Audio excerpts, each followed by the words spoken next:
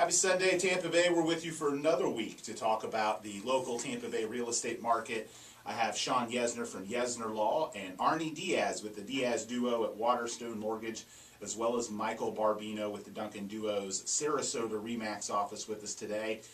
And we're going to lead the show. We're going to start off the show talking about the Sarasota and Manatee real estate statistics. Last week we covered the most recent Tampa real estate statistics, where we uncovered a year-over-year home sale decrease, but a significant increase in values and a significant decrease in the amount of inventory.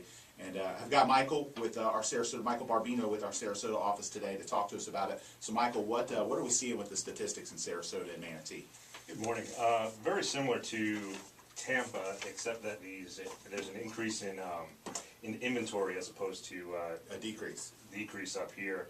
And it seems to be that the prices keep going up, but I think it's kind of having to do with price points that are making those average price points or median price points increase, because we are down closed sales, we're down pending sales, and we're increased inventory, which is kind of usually a sign that the market is slowing a little bit, and which is I guess a little ironic, because Sarasota and Manatee, the in season is kind of coming up, and that's when you'd expect the market to be the tightest, but it looks like the statistics are moving in the other direction then. Well, yeah, it's almost similar to Tampa in a way that there's like almost two seasons, because a lot of the pendings are in as early as April, May, and they start to taper off come the summer. Last year when we set a record, we went through August and into September.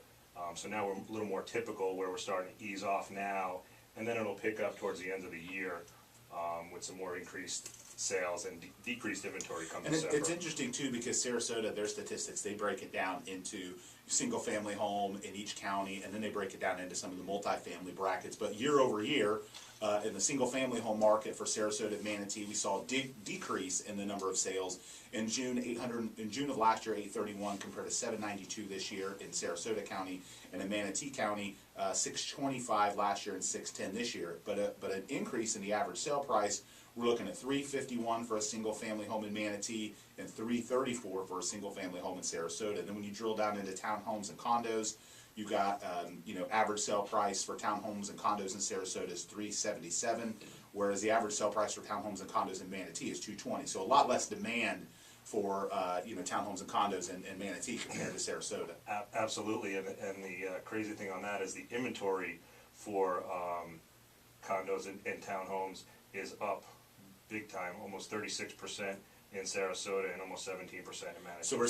So we're seeing people that have seen the market improve jump off the fence and sell, and developers that have seen the market improve now putting inventory on the market that the market may not be able to support. Well, time will tell, as we go through the next several months as to whether or not that inventory gets purchased. But generally speaking, Sarasota and Manatee does a little bit better in the winter months than Tampa per se, because you have a lot more retirees, second home buyers, and that sort of thing. So, Arnie, you pointed out something that I thought was interesting about the statistics, and that's a lot less cash sales compared to what we tend to think about, a higher price market. Because if you look at Sarasota, Manatee, the average sale prices are higher than in Tampa, so it's a higher price market.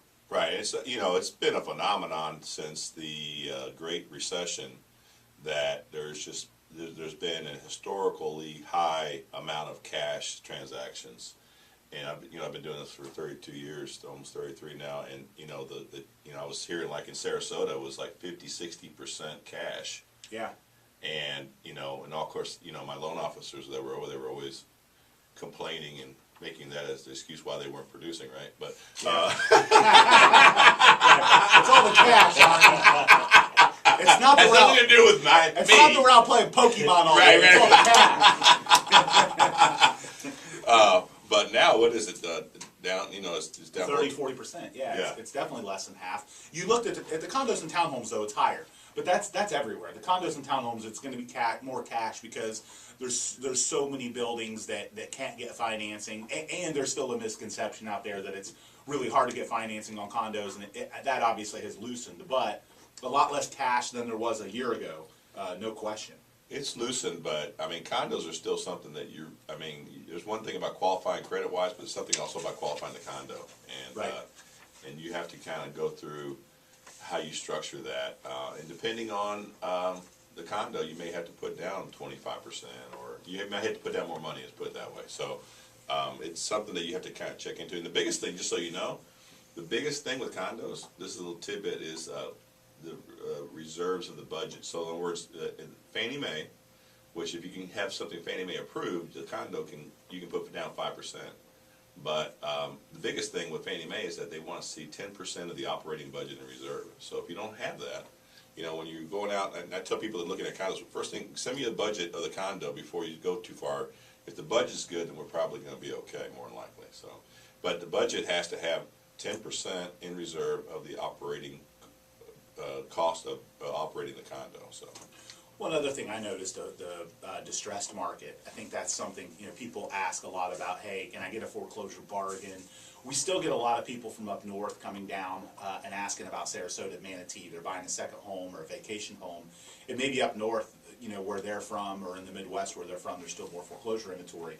But it lost, it's cut more than in half from where it was last year in terms of the number of foreclosure sales. So it's definitely not, you know, what it used to be. There's not nearly as many out there. So people that are expecting, or, you know, have an expectation of getting some, you know, steal on a foreclosure, it's just not out there anymore. There's not much going on in the foreclosure market. What I can say, though, is Sarasota and Manatee still continues to do well in the upper end market. The $1 million plus sales, it consistently outpaces Tampa, especially per income, or not per income, per population.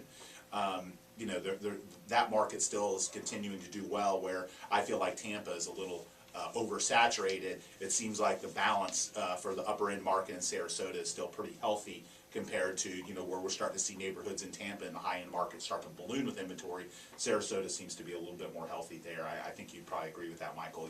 The $1 million plus market down there is still you know, humming along. Oh, absolutely, and they're still, you know, they're still doing new construction builds, Lakewood Ranch, the Lake Club, that, you know, median home price is $900,000. So yeah, that market. First, remember, Lakewood Ranch is Sarasota or Manatee? That's Manatee. Yeah, that's Manatee. Yeah, yeah. A lot of misconception is that Sarasota is the premier county, but Manatee will encompass Lakewood Ranch, Anna Maria Island, Longboat Key, so there's some high-end properties. Well, and when you looked at the average sale price, Manatee's, for single-family homes, Manatee's average sale price was higher than Sarasota County, and that, obviously, Lakewood Ranch, Anna Maria, that pulls that up pretty heavily. When people look at it, you know, Manatee isn't always what people think. You know, think Bradenton. They think Bradenton and maybe out in the country a little bit, and that is definitely not what it is, especially now that Lakewood Ranch, you know, has you know, put it on the map more or less. And we had a whole contingent from Lakewood here a few weeks ago. We've had them on the show before. They're a great group of people, and I mean awesome. that neighborhood.